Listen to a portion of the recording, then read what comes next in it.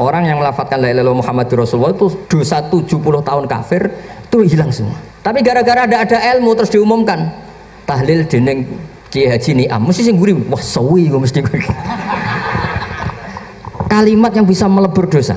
Bahkan dalam madzhab Sadiliyah itu unik. Kalau kamu wiridan la ilaha illallah itu jangan istighfar dulu, istighfarnya belakangan.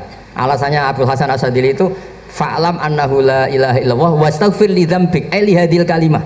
Orang kafir 70 tahun dia istighfar 100 kali nggak akan dimaafkan Allah, tapi ngelafatkan la ilaha illallah langsung dimaafkan. Jadi orang bisa dimaafkan tuh barokahnya la ilaha illallah.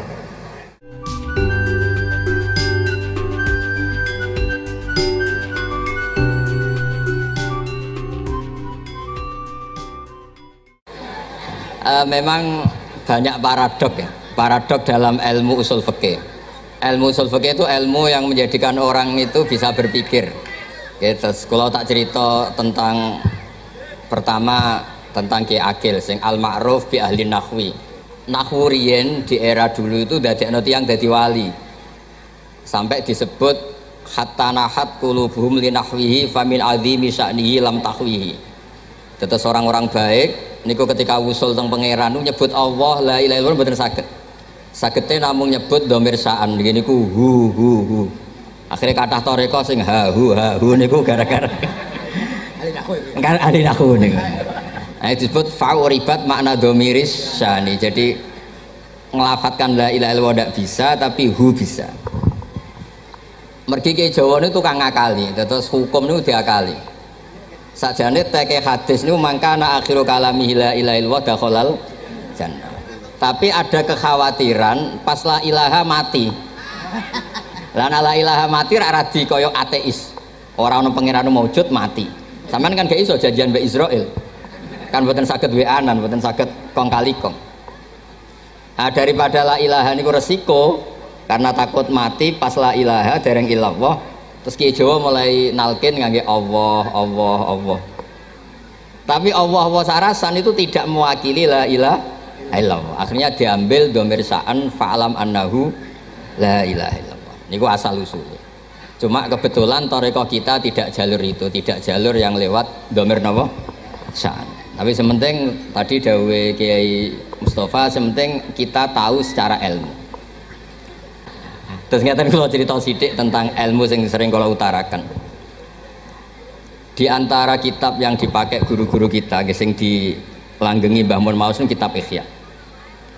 Kalau dari sekian cerita Ihya yang paling kalau kenang niku bahwa ternyata Allah itu andaikan boleh dibahasakan niku cara berpikir itu dalam bahasa tafsir disebut tanazul niku wong ben kaya orang kebanyakan. Saya ulang lagi supaya orang tuh kayak orang apa? Kebanyakan. Ada dua ahli neraka yang dipanggil, yang satu ditakoki, "Cung ning neraka piye rasane?" "Syarru makan, mboten enak Gusti." Terus mbek pangeran diken balik, "Ya wis kono cung mlayu balik nang neraka." Niku tiange lari kencang, sekencang-kencangnya. Semangatnya sumpah nggak kon balik ning neraka. Ditakoki mbek pangeran, "Lho cung kon mara neraka kok seneng?" "Kula nu pun kapok Gusti, kula nu nyesal ketika di dunia nak jenengan utus niku lelat-lelet. Niki kula tobat dengan bukti dikan jenengan teng neraka kula mlayu." Lha nu pangeran akhirnya haru wong kok semangate mlebu neraka kaya ngono. Mergo diperintah pangeran. Ya dados niki ijazah jenengan akan mlebu neraka jenengan sing semangat nggih. Karena zaman ning donya sering diperintah Allah mboten napa? Semangat. Nah niku kemungkinane dibarno, kemungkinane dipanggil. Lah tiyang niku terus dipanggil oleh Allah. Ya wis kaya wong apik, tak kongkon nurut tenan, semangat tenan, terus diken mlebu swarga. Nah niki ijazah pertama nggih. Dinaken mlebu neraka sing napa?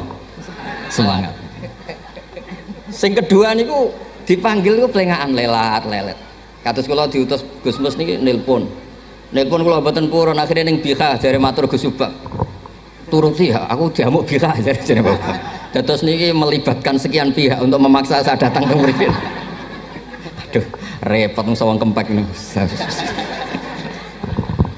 Repot. Mugi-mugi di sepuro ngoten. Yang kedua niku diken mlebu neraka malih ku lelat-lelet ndelok pangeran mboten semangat. Ditakoki mbek pangeran, "Kenapa kamu tidak semangat?" "Saya itu tidak pernah ngira jenengan yang baik sudah masukkan saya ke surga, kemudian jenengan nyuruh lagi saya ke neraka. Saya tidak pernah mengira engkau itu seperti itu. Terus Allah nggih, ana indadzoni abdibi. Ya ora apa-apa, swarga ya swarga. Ini dua ijazah untuk sampean supaya bisa masuk napa? Swarga. Terus kita tidak pernah tahu napa Gustofa ngundang kula nyenengno wong akeh ganjaran, napa meksa wong alim dosa, bener ngerti kula cara. Karena dalam ilmu usul fikih, kembali ke usul fikih, kula nu gak ada khazanah kathah tentang debate pangeran kalian nabi ini. Kathah, mboten satu dua contoh di beberapa kitab tafsir. Suatu saat kula sering cerita niki, suatu saat Khalilur Rahman Ibrahim itu kedatangan Israel. Kamu mau apa? Mau matikan jenengan? Kata Nabi Ibrahim, harro'aital khalil yumitu khalilah. Mosok aku kekasih pangeran dipateni, mosok orang yang dicintai membunuh yang dicintai, orang yang mencintai seseorang kemudian membunuh yang dicintai. Tidak ada itu. Akhirnya Israel matur teng pangeran. Cara politiknya ngeten, wau sing cara lagi seneng ngendikan politik. Wani kiai lengser jare beliau. Ono. Nah kula niku ahli tauhid wis pancen kodok kodare ngoten mawon, mboten berpikir ruwet-ruwet. Terus Israel kan mboten biasa logika, kayak kan malaikat itu SOP kan, mboten biasa logika. Akhirnya matur pangeran, kata Ibrahim, masa kekasih bunuh yang dikasih, masa yang mencintai bunuh yang dicintai. Tapi Ibrahim baru sadar ngadepi pangeran gitu, lebih pinter. Terus kan ketika Allah fakullahu, katakan ke Ibrahim, harlo aital khalil yakrohu ayal ko khalilah. Mosok jari seneng aku kok ketemu aku rawani. Jari seneng kok rawani ketemu. Lah niki sampean aku pengen mati, monggo ngake ilmu sing niki. Wong jari seneng pangeran kok rawani ketemu pangeran. Jeneng, seneng ku seneng ketemu. Ibrahim seneng terus akhir. Yo mati saiki ora apa-apa mati saiki. Terus kedua, niki cerita karena ini pondok ilmu, orang harus biasa pakai logika usul fikih. Politik juga gitu. Nak kiai politik rawan kena syubhat. Tapi nak wong soleh oleh politik, kue ridho dipimpin wong fasik-fasik kabeh. Ya, mboten ngerti, mbok sing bener di pokoke ngoten. Yes, itu memang logika usul napa? Fikih. Logika usul napa? Fikih. Ketika Nabi Adam badhe didamel, niku materinya saking bumi. Pertama sing diutus Jibril. Jibril ambekan qabdatan minal ardi, segenggam bumi. Saya mau bikin Adam, materinya dari bumi. Setelah datang ke bumi mau ngambil ista'adzat billah. Maksudnya ista'adzat billah, a'udzu billahi minka, saya berlindung Allah dari kamu. Antasinani. Kalau ngarepe Gustofa dari ahli nahwu terus kula niki tak goleki tenan pancen syanahu mun mutaaddi binafsi. Mungkin dibuli ku antusinani kok panjang nanti cerita. Saya tidak ingin bagian dari saya diambil, kok aku bolong. Itu coro bumi itu sudah masalah. Terus akhirnya Jibril kembali, ya Allah, dia berlindung kepada engkau maka saya lindungi. Allah membenarkan Jibril, Mikail juga sama. Tapi ketika Israel itu masalah memang.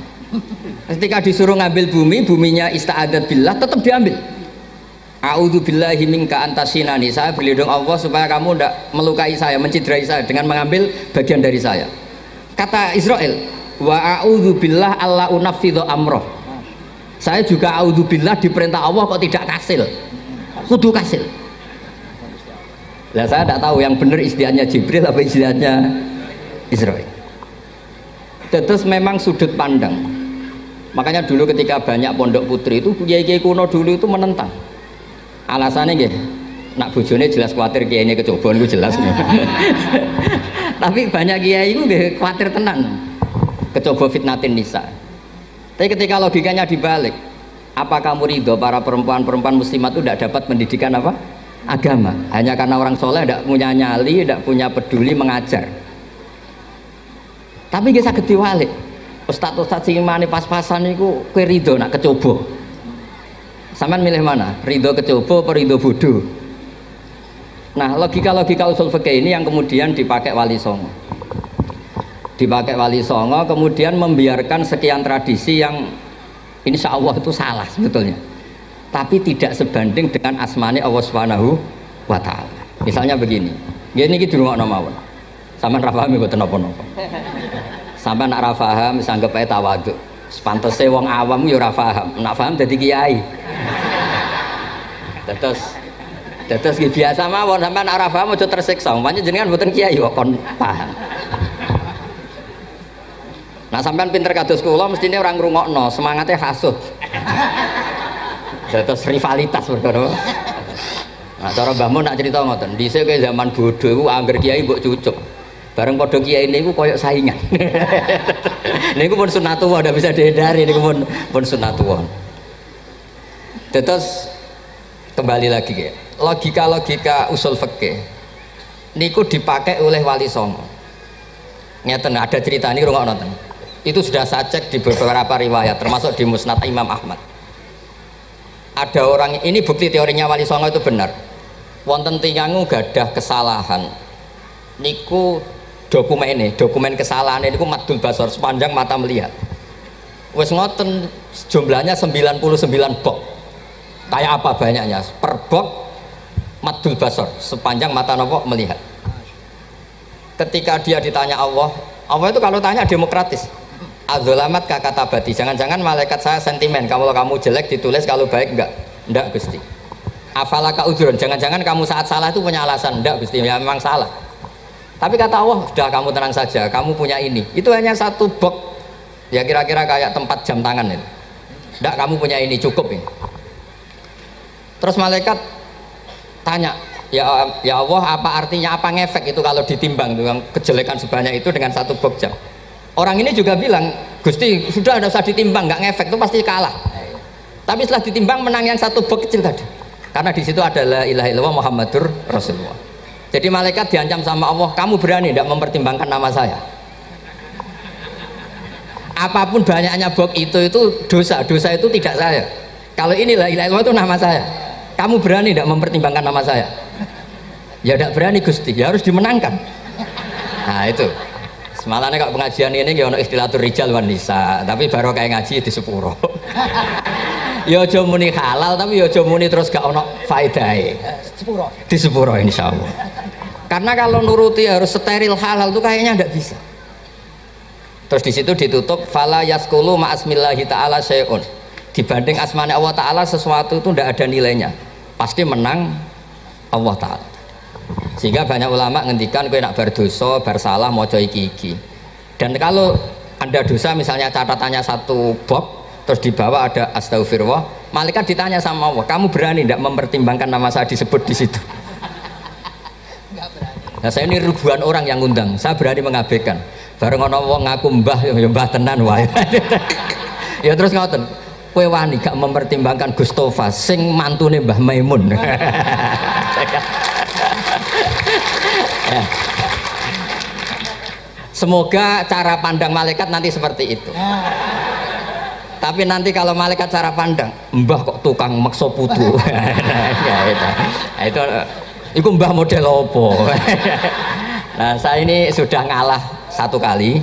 Berikutnya logika kedua yang insya Allah terbangun di kalangan malaikat, yaitu mbah ora oleh maksa napa putu. Neng dinggon mbah yang baik putune dolanan di Barno. Ini ora putu lagi asik-asik dolanan. Rene. Kon nyapu. Nah, itu udah jenis mbah yang baik. Terus kalau suwun lah ngaji usul fikih yang serius karena itu menjadikan kita bermartabat. Kulo niku sering lepas jenazah tangga-tangga kulo nggih penggene delok TV, nak bengi nggih ngelamun, ngayal sugih, kadang yo ngapalo tikus sing liwat dhuwure saking ora ana penggawean. Tapi kalau nak lepas jenazah ini orang baik.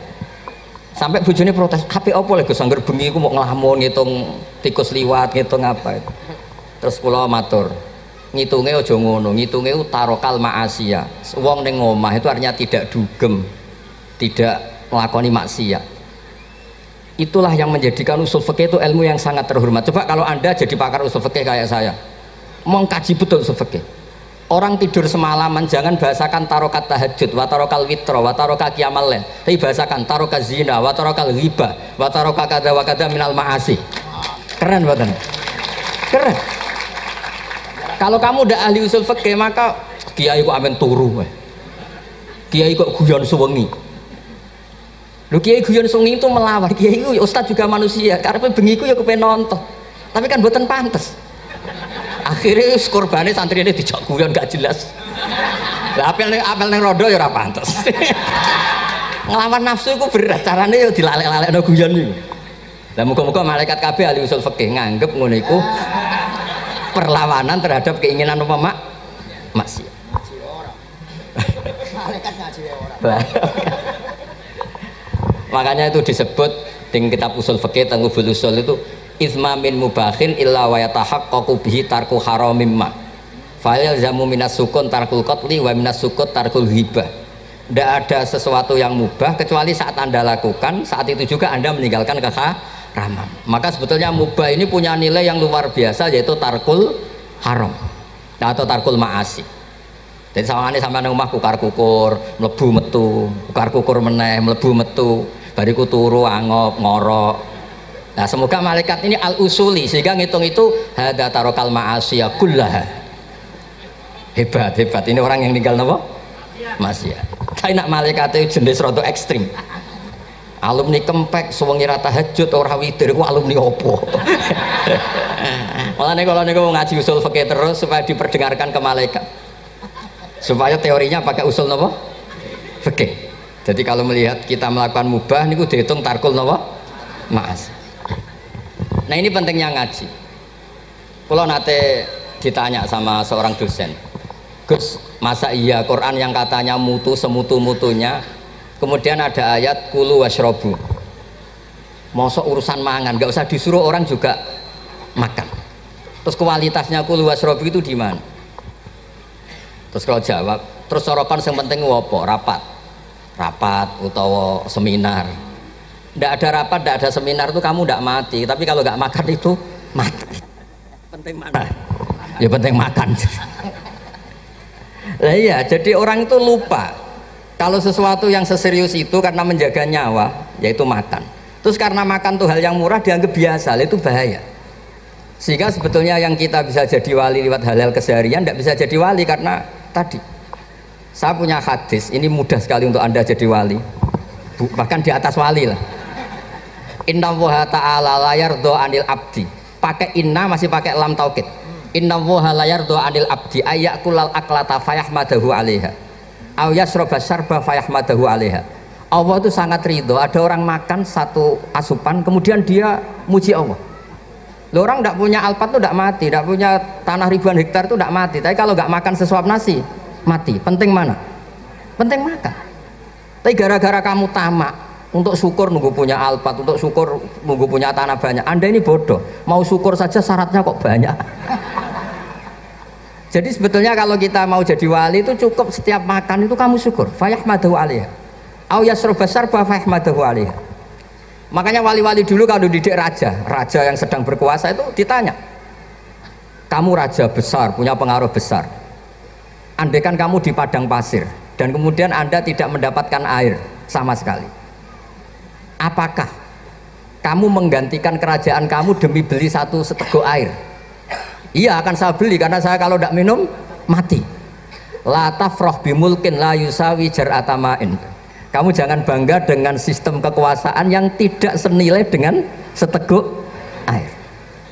Orang nggak jadi raja itu nggak mati, tapi kalau nggak minum mati. Terus akhirnya dosen itu tahu, wah berarti kulu wasrobu itu luar biasa, Gus. Sangat luar biasa.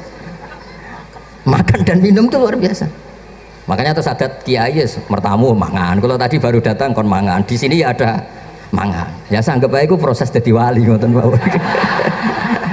Jadi segampang itu jadi wali. Nah, kemudian gara-gara torekoh terus jadi wali ku repot kon maca 10.000 wiridan kon opo. Kesuwen nih cara-cara kesuwen. Karena ini partai gak torekoh tadi. Dulu abahnya Mbah Maimun Mbah Zubair itu kalau disuruh wiridan lama-lama itu nggak mau. Sementing diridani pangeran, mau kok akeh-akeh. Nah, itu partainya partai ahlul ilmu. Ya partainya partai ahlul apa? Ilmu. Nah kemudian karena saya ini nekuni tafsir ya, itu saya kepengen ya menggerakkan supaya ilmu Quran itu menarik. Caranya apa? Cari sisi ekstrimnya. Kalau bolak-balik, kenapa sih orang nggak janggal? Nggak janggal itu udah iskal. Quran itu kan kalamu Allah. Salah lagi Quran itu kalamu Allah. Masa iya Allah yang Tuhan kemudian ngendikan iya kana budu iya kanas tai. kepadamu aku menyembah. Masa Allah ngendikan gitu pada kekasihnya Nabi Muhammad? Padahal Allah itu al-ma'bud, bukan abid. Allah yang disembah, bukan yang menyembah. Semua ahli tafsir, saya bukan bilang sebagian, semua ahli tafsir pasti ngendikan begini. Wa yuqaddaru qabla qaulihi ta'ala iyyaka na'budu qulu. Sebelum iyyaka na'budu itu ada kata yang disimpan, yaitu qulu. Jadi iyyaka na'budu itu betul ngendikannya Allah, cuma sudah dikasihkan Jibril kepada umatnya Rasulullah. Jadi Jibril bilang gini ke Rasulullah Muhammad, Muhammad kul iyyaka na'budu. Kemudian Nabi juga bilang ke umatnya qulu iyyaka na'budu. Jadi ini kalam Allah yang sudah milik kita. Nah berhubung milik kita, kita sah mengatakan iyyaka na'budu. Karena kalau tidak janggal, masa iya Allah berdoa ihdinas siratal mustaqim, tunjukkan kami jalan yang benar. Lah kalau ihdinas siratal mustaqim kalam Allah, berarti kan Allah yang berdoa. Nah, sehingga semua tafsir bilang sama, wa yuqaddaru qabla qauli ihdinas siratal mustaqim qulu. Nah, terus ada mufassir lain bilang jangan mulai iyyaka na'budu ya semuanya, mulai bismillah, qulu bismillahirrahmanirrahim. Masa iya Allah sendiri yang bilang bismillahirrahmanirrahim. Nah, dengan tafsir seperti ini terus kita akhirnya lagi-lagi kembali ke usul fikih, kembali ke balaghah, kembali ke nahwu. Kalau enggak, ya Anda akan menafsiri Quran pakai logika Anda sendiri. Sampai ada mungkirus sunnah. Pokoknya sementing kembali ke Quran. Orang roh Quran itu kayak apa? Saya kemarin ngaji di Sedan di daerah saya bilang, Sayyidina Umar itu Islam sebelum minta hidayat. Khalid bin Walid ya Islam sebelumnya ya tidak minta hidayat. Lah itu kan janggal, padahal katanya Quran itu hudal lil muttaqin, petunjuk bagi mereka yang takwa. Padahal tidak ada sabkut takwa untuk Umar. Umar tidak pernah takwa, tapi nyatanya Islam. Bahkan dia masuk ke rumahnya Zaid bin Arqam itu mau bunuh Nabi, mau nyari Nabi, bukan mau Islam. Tapi ketika dengar iparnya membaca Toha ma anzalna alikal Qur'ana litasqa, kemudian dia masuk Islam. Lalu gimana tentang hudal lil muttaqin, petunjuk bagi mereka yang takwa? Banyak ulama yang mengatakan lil muttaqin itu balaghahnya lil iktifa, lil muttaqina wa ghairihim. Jadi Quran itu petunjuk bagi yang takwa dan yang tidak takwa. Dan itu di bahasa Arab sah. Di bahasa Arab sah. Misalnya gini ya, kalau sampean punya ponakan dolan, congcong nang mangan. Ya maksudnya ya mangan mbek ngombe, mangan tok seretan mati kan. Itu kan satu paket. Sarobila taqikumul harra wal barda. Pakaian yang melindungi dari panas, di situ nggak disebut wal barda, tapi artinya juga wal barda. Karena kalau tidak diartikan lil iktifa, nanti Quran itu memberi petunjuk bagi yang sudah muttaqin, corong doang nguyai segoro, wis takwa kok. Nah ini kita butuh ahli tafsir yang al usuli, karena itu yang menjadikan Quran punya kualitas lagi. Seolah lagi punya kualitas lagi. Kalau ndak, Quran tuh kayak biasa-biasa saja, kayak tadi kulu wasrobu kayak dan seterusnya dan seterusnya. Jadi kalau suwun barokahnya hormat sama orang alim kados Ki Akil, Ki Siras dan tenaga keluarga mriki. Orang menghidupkan logika ilmu lagi. Jadi kalau seneng lah di dalam Gusmus ahli ilmu boten krono niat fakir boten. Biar sampean ngerti lah kalau ngadepi ahlul ilmi itu pun boten level. Ahlul ilmi itu kalau punya logika itu tidak bisa dibantah. Saya beri contoh sekian contoh yang nyata yang diajarkan Rasulullah SAW.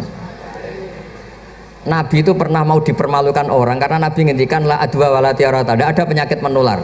Terus ada orang iseng kok onta yang kena kudisen itu dijejerkan yang waras ikut kena kudisen. Terus orang ini tanya, ya Rasulullah ini tadi sehat, tapi kena onta yang kudisen ikut kudisen. Nabi tanya lagi, faman a'dal awal, yang kudisen pertama ketularan siapa? Wah itu dari Allah ya, maksud saya seperti itu. Jadi ada terus orang-orang kafir itu cara berpikir aja alal alihata ilaha wahida inna hadzal syai'un ujab. Muhammad ya tentu mereka masih jangkar. Muhammad problem kita ini banyak. Kalau Tuhannya satu tidak cukup. Ada problem kredit macet, ada problem macam-macam kan, utang piutang macam-macam. Kalau Tuhannya satu tidak cukup. Kita butuh Tuhan banyak karena problem kita banyak. Lalu Nabi mengajarkan mereka apa logika yang dibangun. Kalau kamu jadi buruh, kemudian majikan kamu banyak, semuanya merintahkan kamu bingung nggak? Ya bingung. Tuhan kamu itu majikan kamu, kalau banyak-banyak perintah semua kamu yang bingung. Ya sudah mat Tuhannya satu saja. Itu disebut darabawa masalah rojulan fihi syuraka umutasakisuna wa rojulan salamal lirrajul. Nah sekarang itu kita ini mulai kehilangan fatonahnya Rasulullah SAW. Nabi dulu itu kalau nerangkan ilmu itu logikanya gampang sekali, logika yang dibangun tuh gampang sekali. Ada orang cerita, ya Rasulullah, saya ini ada sekian anak saya, yang paling saya cintai satu, apa saya boleh melebihkan yang paling saya sayangi dalam pemberian? Nabi jawabannya itu tidak langsung, jangan enggak. Apakah kamu berharap bahwa mereka semuanya baik ke kamu? Iya, semuanya saya ingin baik ke saya. Ya kalau gitu jangan. Kan tidak fair kita mengunggulkan yang satu, melebihkan yang satu, sementara kita berharap semuanya baik. Itu tidak fair, kata Nabi. Jadi dulu Nabi itu, terus ini yang cerita fikih. Dulu Ahlul Madinah itu mangga itu masih pentil sudah dijual. Pentil dijual harganya 2 juta. Masa iya pentil harganya 2 juta? Karena dengan asumsi sudah jadi mangga. Tapi ketika Nabi datang di Medina dan penduduk Medina itu abkhosna sikailan, orang paling buruk dalam pertimbangan dalam jual beli, Nabi cara ngendikannya itu unik. Aro'aitum lau anna waha yamna'us samroh fabima yastakhillu ahadukum mala akhi. Kalau pentil ini ternyata kena angin terus kemudian tidak jadi buah, lalu kamu nerima uang 2 juta itu atas nama apa? Atas nama beli pelem, nyatanya belum jadi mangga. Mosok kalau pentil seharga 2 juta. Semenjak itu terus Ahlul Madinah sadar kalau jual buah itu nunggu ba'da buduwi solahiyah, setelah samroh ini berbentuk. Tapi Nabi tetap ngendikannya pakai logika. Nah sekarang banyak kiai yang sidik-sidik neraka-neraka, sebenarnya Nabi itu ngajari logika. Ada pemuda, dia itu hipersek, mau masuk Islam tapi tetap boleh bebas. Saya ini ingin Islam tapi jangan larang seks bebas. Wah itu sahabat semuanya melarang ketemu Nabi karena ini ngawur betul, masa pamit Islam kok. Tapi setelah gaduh, Nabi tanya, kenapa gaduh? Ada pemuda mau masuk Islam tapi yasta'izinu fi zina, dia minta izin supaya tetap boleh zina. Kata Nabi, suruh saya ke sini. Setelah datang di depan Rasulullah, logika yang dibangun Nabi itu luar biasa. Atuhibbuhu li bintik, kamu suka punya anak putri kemudian jadi demenannya orang laki-laki hidung belang? Ya enggak, saya bunuh orang itu. Andaikan itu ke ibu kamu, saya bunuh orang itu. Atuhibbuhu li bintik, atuhibbuhu li ummik, atuhibbuhu li ukhtik, atuhibbuhu li kholatik. Kamu suka punya anak putri yang jadi demenannya orang? Ya enggak suka ya Rasulullah. Kamu suka kalau punya ibu didemeni orang banyak? Ya enggak suka Nabi. Sampai otaknya itu yastakbihu zina, sehingga otaknya itu wah zina itu buruk betul. Akhirnya ya Rasulullah sudah, saya mau se-Islam tanpa zina-zina. Karena logika yang dibangun Nabi itu luar biasa. Nabi pertama mengingatkan atuhibbuhu li bintik, atuhibbuhu li ummik, atuhibbuhu li ukhtik, atuhibbuhu li kholatik. Sampai dia ini nggak bisa apa-apa. Sudah Nabi sudah. Jadi logika ini yang harus kita waris. Lagi-lagi kembali yang bisa waris itu ahlul ilm. Sama itu kan kayak diskusinya Nabi Yahya dan Nabi Isa. Nabi Yahya itu suka berkawan orang-orang soleh. Setiap berkunjung di mana itu nyari yang orang-orang soleh. Ditanya kenapa kamu berkawan orang soleh? Ya berkawan orang soleh itu asik. Tapi kalau Nabi Isa enggak. Kalau ada desa-desa yang masih hitam, masih merah itu dikunjungi, kemudian dibina. Ditanya sama Nabi Yahya, lima anda tanzilu ala syirarin nas. Kok kamu kumpul orang-orang yang kayak gitu? Jawabnya beliau, innama ana tabibun udawil mardo. Di mana-mana Nabi itu ya dokter. Di mana-mana dokter nyembuhkan yang sakit. Jadi dulu logika kebalikan itu dibangun, sehingga dulu ulama khilaf itu ikhtilaful a'immah apa? Rahmah. Masyhur itu. Saya sering cerita dan itu ada di kitab Khilyatul Auliya. Nabi Yahya itu lebih ceria. Nabi Isa itu agak sering cemburut. Atau kebalikannya, apanya yang satu tuh mali aro ka'abisan ka'annaka taqnatu min rahmatillah. Kamu kok sering cemburut, seakan-akan rahmat Allah itu terbatas. Wong kok ra iso syukur. Yang satu gojlok mali aro ka dohikan ka'annaka ta'manu min makrillah. Kowe kok guya-guyu, kok is bebas kon neraka wae gitu. Nah, sehingga ya itu tadi sudut pandang. Makanya saya sering cerita dulu kalau Said Abdul Al-Haddad itu tanya, "Cung kowe ngaji sapa?" Ngaji si A. Kiaimu tahu nangis? Ndak. Ojo ngaji. Kiaimu ati atos, kiai kok ora iso nangis. Tapi kalau Abdul Hasan Asadili kebalikan, "Cung kowe ngaji sapa?" Ngaji si A. Kiaimu tahu guyu nak ngaji mboten nate. Ora usah ngaji wong ora iso syukur. Jadi nah itu yang akhirnya menjadi keseimbangan khaufau wa tama. Ada khauf, ada apa? Roja. Sehingga karena sudut pandang itu nggak bisa dihilangkan, sawalangnya nggak bisa dihilangkan. Ini yang sering diceritakan Desa itu kakaknya ini. Dulu Muhammad bin Hasan Asy-Syaibani, Imam Syafi'i itu lama sekali beliau jadi ulama top yang suka fikir. Dianggap fikir itu aman, ngeringankan hisab. Nggak jenengan fikir yang dihisab malaikat apanya kan? Kan nggak bisa ngisab jenengan, apa saja tidak punya. Punyanya problem. Nah setelah ngaji sama Imam Malik, Imam Syafi'i tanya, yang ilmunya setingkat jenengan siapa? Kata Imam Malik, sebetulnya Abu Hanifah, tapi orangnya sudah meninggal, tapi ada muridnya namanya Muhammad bin Hasan Asy-Syaibani. Kamu ke sana dari Madinah ke Irak, dulu tempatnya di Baghdad. Setelah di Irak, Muhammad bin Hasan Asy-Syaibani itu kalau ngitung uang tuh di meja, emasnya tuh banyak, uangnya banyak, dia hitung di meja, malah kaget. Saya ini gedeng kiai, kedunyan ini ketemu kiai, kedunyan. Ya karena Muhammad bin Hasan Asy-Syaibani itu wali, kamu tanya, kamu heran ya ada kiai kaya? Iya. Ya sudah, kekayaan ini kasihkan orang fasik biar dipakai demenan, dipakai mabuk, dipakai ini. Terus, ya jangan, kalau kena orang fasik bahaya, jenengan saja. Semenjak itu Imam Syafi'i mulai rodok seneng duit. Jadi ada ceritanya soalnya kok diangen-angen, nah terus keterusan umatnya kayak gini-gini tuh. Jadi ini cerita nopo istihad, apa cerita nopo istihad. Sama pangkat juga sama. Gue seneng nak orang soleh-soleh tidak ikut ngurus negara ini, mau dikemanakan negara ini. Tapi ada yang berpikir gue seneng nak orang soleh terkontaminasi. Ya sudah monggo, sing isra payu jabat nggih berpikir zuhud, sing payu ya berpikir politik. Yang penting semuanya itu berdasar ilmu. Yang penting itu semuanya berdasar apa? Ilmu. Karena ilmu ini basis yang paling diridani Allah Subhanahu wa taala. Masyhur itu di Ihya sering diceritakan Imam Ghazali, ana alim uhibbu kulla alim. Kata Allah, saya ini alim dan sangat mencintai orang alim. Karena orang alim ini yang tahu perspektif. Orang yang enggak, yang ngiranya, saya ulang lagi, yang ngiranya itu enggak ilmiah. Di depan orang alim itu sangat-sangat apa? Ilmiah. Yaitu tadi misalnya ada ayat wa min ayatihi manamukum billaili wan nahar. Masa iya tidur yang ngorok semua turunnya secara jelas kok jadi wamin ayati. Tanyakan ahli medis, sistem tubuh kita kalau nggak tidur itu kayak apa rusaknya. Dan toat pas-pasan ini satu-satunya solusi ya turu. Bengi ngempet kepen delok dangdut, delok dugem, bareng turu jebule esuk wis bar, alhamdulillah. Cara melek iman kamu seberapa? Tarikan-tarikan maksiat posisi kamu terjaga bisa kalah kan? Tapi kalau tidur sukses kan tarkul maksinya. Nah karena tidur itu sukses menghilangkan maksiat disebut wa min ayatihi manamukum billaili wan nahar. Sampai Imam Ghazali ngendikan di makalah itu, sehingga nanti ibadahnya umat ini di akhir zaman an-naumu, ibadah terbaiknya itu tidur. Nah niku mulane maksud kula ngeten lho.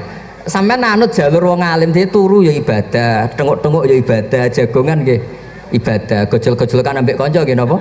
Ibadah. Karena ini semuanya kul bi fadlillah bi rahmati fa bidzalika napa? Falyafrah. Tapi kalau kamu tidak punya basis ilmu, adanya suudzon. Kiai kok jagongan guyon sewengi kiai opo? Kiai kok turu sewengi ku kiai. Karena basisnya ada ilmu. Padahal jelas ketika Rasulullah bikin urutan kebaikan, pertama Nabi ngendikan kamu menolong orang. Jika tidak bisa, terakhir Nabi ngendikan takufu syarraka anin nas fa innaha sadaqatun minka ala nafsik. Tadi beliau juga cerita di nasihat Imam idza lam tuhsin fala tusi.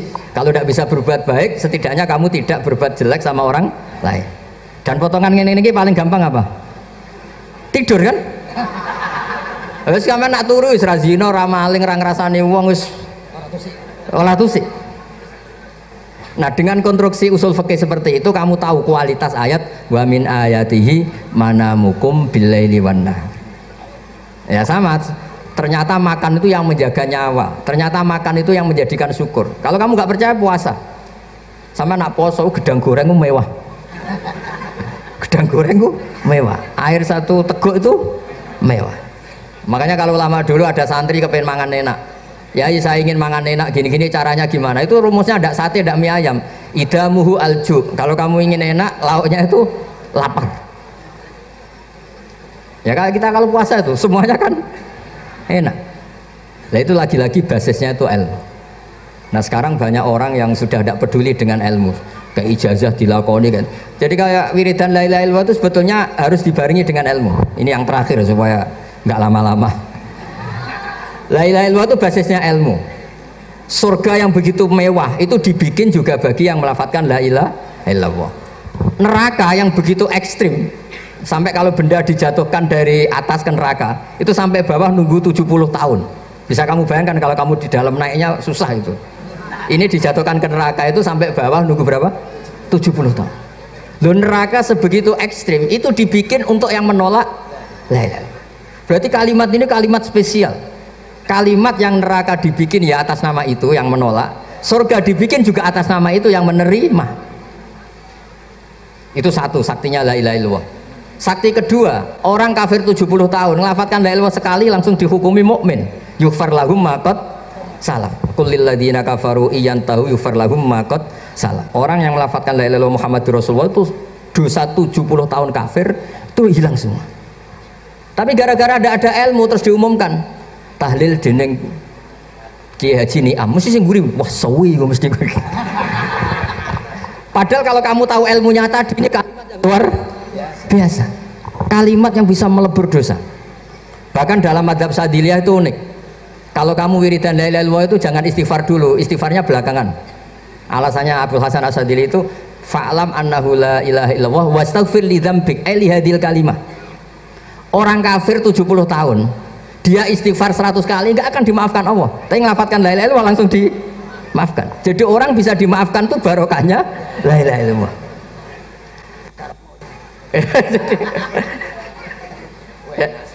Ya kan? Jadi orang kafir 70 tahun wirid istighfar 100 kali atau 1000 kali dimaafkan enggak? Enggak kan? Tapi kalau membaca la ilaha illallah dimaafkan.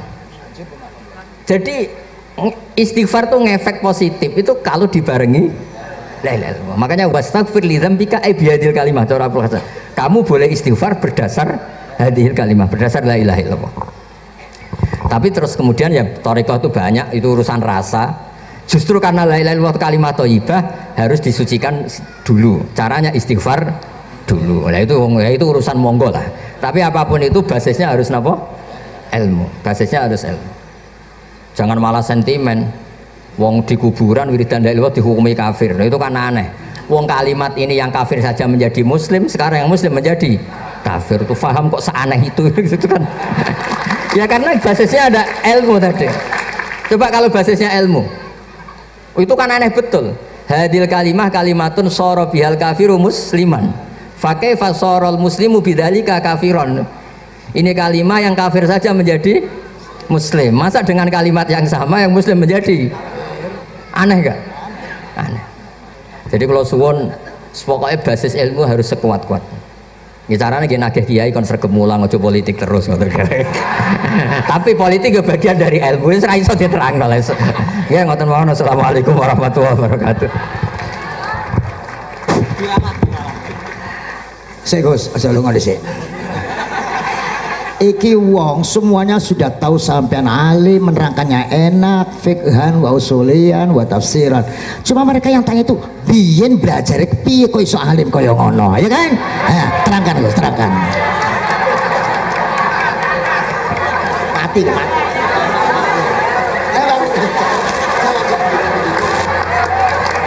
Setuju kan, setuju? Asal dakaik.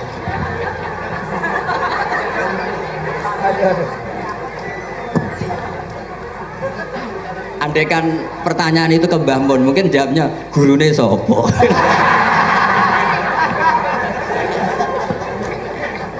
Tapi mungkin kalau ke mbah-mbah saya ya juga babanya nih pihak juga Mbak Abdul Aziz, mungkin putuku.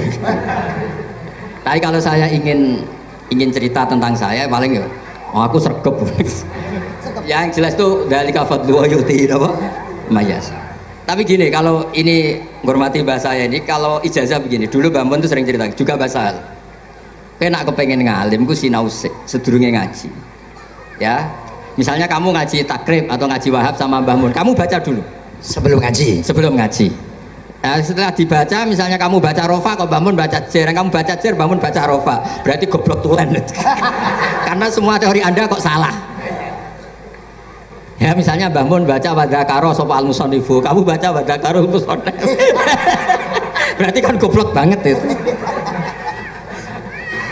Ya kan ada cerita gitu, ada orang tuh nggak tahu betul Gus maknanya lam tardiman itu apa.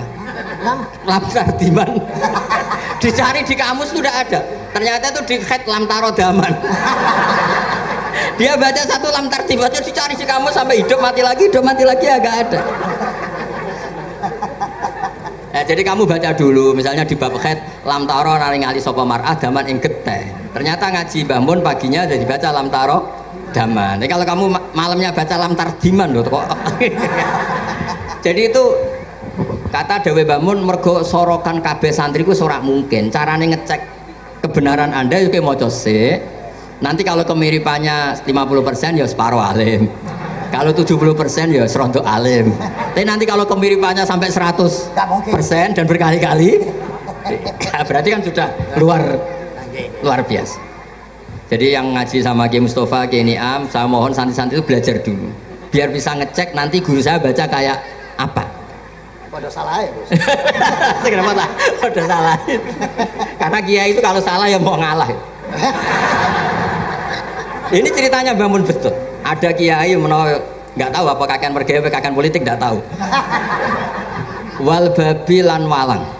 Terus ada santri kalau gak ada makna kok walang lawang.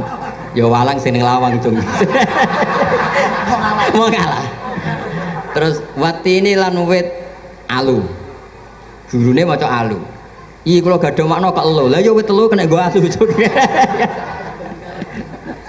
Tapi saya menangi kiai itu kalah sama santri itu. Saroko nyolong sapa wong albedo tangi anduk. Terus gurunya kaget. Cung kok anduk, cung. Bareng didelok endok. Karena kalau pegon kan anduk sama endok itu padha ae. Ini ada padha. Tapi kiainya akhirnya kalah. Memangnya nyolong anduk boleh? Yo ora, cung, yo haram. Ya padha ae kalau gitu nyolong. Nyolong endok ya haram, nyolong anduk haram. Lo cerita itu masyhur itu. Kalau cerita yang terkenal di Lirboyo itu kan ada santri dari Jakarta di kelas.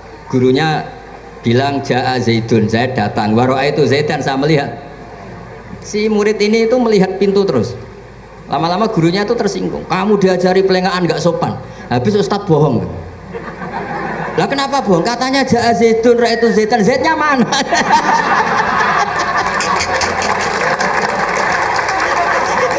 Karena dia gak ngerti. Zaid datang, saya melihat. Mana orangnya kok dibahas-bahas terus itu. Ya, jadi yang serius tadi kalau sampean ingin nguji kualitas Anda, makanya saya dulu itu pede baca kitab di depan Mbah Mun karena ya ngecek. Dan dulu itu Gus Zofur, Gus Kamil sebelum ngaji ya itu mesti sinau sama saya. Nanti ketika Mbah Mun baca tadi kalau kemiripannya kita 90% ya bagus, syukur-syukur sampai 100, dan itu terulang sampai Wahab Hatam, Jamul Jami' Hatam, sehingga kita tahu. Jadi kalau diskusi kita kok salah ya tahu, kalau benar ya tahu, kalau tahqiq ya tahu. Biasanya kalau tahqiq itu Mbah Mun karena takut nyalahkan kiai-kiai Jawa, kalau baca 2 kali, misalnya begini, Yasmalu, kadang diwaca Yasmilu ya apa-apa kiai Jawa wae gitu, karena kalau kita memaksakan sampai benar seperti di kamus, kayaknya kalau kiai Jawa itu berat sekali. Dumeli bojo bolak-balik mesti ora goblok wis apik lah. Karena kalau baca tahqiq itu kan butuh kamus. Yang benar itu Yasmalu misalnya. Tapi kan populer juga orang baca Yasmilu. Saya itu menangi tuh, kiai Jawa dulu baca Simai itu menangi, Master Simai. Lama-lama setelah banyak alumni Al-Azhar terus berdasar kamus baca Samai semua sekarang. Saya menangi kiai itu baca Dilalah. Lama-lama karena sekarang udah banyak punya kamus, baca Dalalah, Fa'alah. Jadi kiai itu juga kadang-kadang keteror muridnya. Makanya Syekh Zakaria Al-Ansori itu pernah ditanya, kenapa engkau begitu alim alama sampai dilakopi Syekhul Islam? Kata beliau itu lucu jawabannya, karena saya ini orang yang sial. Saya dulu punya guru namanya Ibnu Hajar Al-Asqalani dan punya murid namanya Ibnu Hajar Al-Haytami. Kata beliau, dukik tu bena hajaro ini. Saya ini digebek 2 batu. Kalau mau ngaji takut saya minta ampun karena disuruh baca sama Ibnu Hajar Al-Asqalani. Kalau mau ngajar takutnya saya bukan main, karena Ibnu Hajar Al-Hitami itu cerdasnya bukan main. Jadi kalau saya salah itu konangan. Akhirnya dia jadi orang sial tadi. Mau ngaji ya belajar, mau ngajar ya belajar. Makanya meskipun ini pernah sepuh saya tidak berani ngaji beliau. Wah mesti meriang saya kalau ngaji. Jadi yang terkenal alim-alim mohon ngajinya dikurangi ya, karena ini kasihan gurunya. Kasihan gurunya. Nggih, Bon cekap. Bon, itu catat ya. Sebelum ngaji baca dulu. Satu lagi, Gus. Sampean ketoke kiai ndesok kok kuliah. Betul kuliah? Oh, nggih. Pun dari belajar dari mana sampai kemana Gus jenengan? Dari Mondok sampai ke Jogja sampai Putih. Monggo. Ini karena sesuai kontrak, nggak boleh nyulaini janji sekali aja Sekali tak tekno Gus. Jadi sebetulnya kalau di ilmu, saya kan sering ketemu ahli geologi, ahli sosiologi. Sebetulnya di ilmu kita, saya kan lama di Jogja, dan itu yang saya pakai juga ilmu zaman di pesantren. Misalnya sosiologi itu kan ada mukadimahnya Ibnu Khaldun. Itu kan teorinya luar biasa. Misalnya begini, kenapa Rasulullah itu harus dari suku Quraisy, suku yang sangat terhormat di Mekah? Itu secara teori sosiologi loh, bukan teori nubuah. Kata Ibnu Khaldun, Nabi itu mesti final dari kaum itu aneh. Saya ulang lagi, Nabi itu final dari kaum pasti aneh. Nah masa aneh-aneh ini ditoleransi oleh umatnya karena beliau dari suku yang terhormat. Coba kalau dia dari suku, beliau dari suku yang hina, pasti pas aneh-aneh langsung diadili. Ya kalau di NU lah, ndak Gus Dur kok bikin aneh-aneh di NU kan langsung tuntas. Tapi berhubung Gus Dur itu Mbah Hasyim, orang itu mentoleransi, bahkan mengira jangan-jangan teori beliau lebih baik ketimbang kita. Nah makanya terus kata Ibnu Khaldun, ma ba'atsallahu nabiyyan illa fi mana'atin min qaumin, tidak ada nabi diutus kecuali dari kaum terbaik, supaya masa-masa transisi ini nggak ada perlawanan. Nah itu namanya sosiologi. Sehingga beliau ngendikan, ini versi tarikh bukan versi Ibnu Khaldun saja. Ketika sahabat disuruh hijrah karena disakiti orang kafir Quraisy, lah engkau sendiri ya Rasulullah, saya ini orang Quraisy, nggak akan ngalami yang seperti Anda alami. Nah itu namanya sosiologi. Begitu juga matematika. Saya sering ketemu pakar matematika dari UI, dari UGM.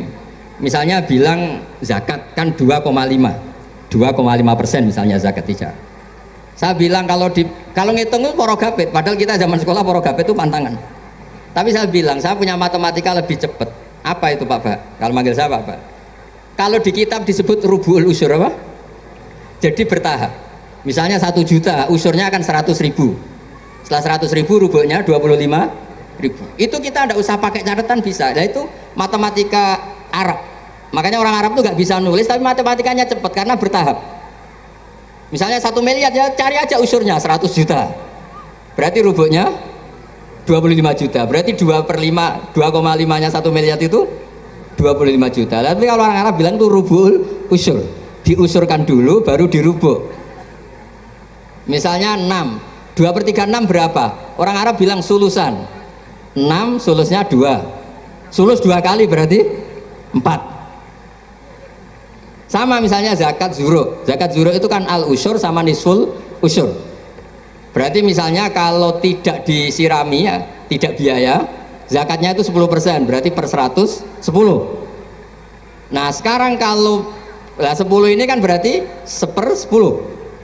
Nah nanti kalau disirami pakai biaya namanya nisful usur, berarti 5. Jadi orang Arab itu nggak mau langsung bilang 5, karena kalau 100 dibagi 5 itu apa jadi 5 itu mikirnya panjang. Jadi diusurkan dulu terus nanti dibilangkan nisful usur. Nah, jadi ilmu khazanah kita ini sudah luar biasa. Nah, itu makanya terus orang Arab kalau ngitung matematika itu tidak usah tulisan, tidak usah porogabit karena bertahap tadi. Jadi misalnya 2,5 bahasannya apa? Rubu'ul usur. 1 miliar usurnya berapa? 100, rubuhnya berapa? 25. Nah ini semoga buatan ngengkari janji. Wassalamualaikum warahmatullahi wabarakatuh.